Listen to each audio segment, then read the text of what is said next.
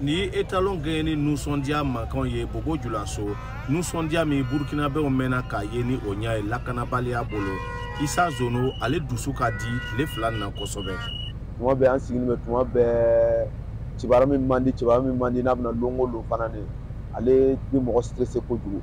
donc kan fana ba ka am far ngo kan am nous sondia am donc yon fe ka tulonga yon fe voilà le flan na Bese walendo be nuson ka di mɔgɔti dimi mɔgɔ kɔrɔ bɛɛ bɛ ko kɛ ni ɲɔgɔn ye kan sababu la o kan yɛrɛ nana nisɔndiyaba lo di burkinabɛw bɛɛ lajɛlen ma voilà a kɔni y'a ɲina dɔɔni crise nin kɔ mais an tɛ se ka ɲina a kɔ totalement quoi sinon a y'a ɲina kɔ dɔɔni voilà hali commerçant fɛ a kɛlen don dusudiya ye sannibaliya o ti mɔgɔ si dusu kasi tuguni k'a hɛgiri ban kan ni mɔgɔ tun bɛ mumu kojugu mɔgɔ tun bɛ mumu an yɛrɛ sigi ni hali sanni tɛ yen an bɛɛ sigi ni a kɛra komi an ye girin min ɲɔgɔn kɔrɔ bɛɛ bɛ yen mouvement tɛ yen quoi voilà c'est vrai que sanni tɛ yen bon bɛɛ sigi ni nisɔndiya tɛ yen baro modèle dɔ tɛ yen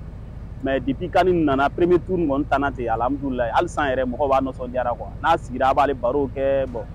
panpan mun yɛrɛ kɛra ale lo n'an b'a fɔ alhamdulilayi a bɛ san damani bɔ n'i tun ye moto mankan mɛn ten dɔw lo bɔra ko sɔnna coup d'état la dɔw fana b'a fɔ ko olu ma sɔn nka bi nisɔndiya mankan lo Halidou Ouedraogo VOA Bambara tɔgɔra Bobo Dioulasso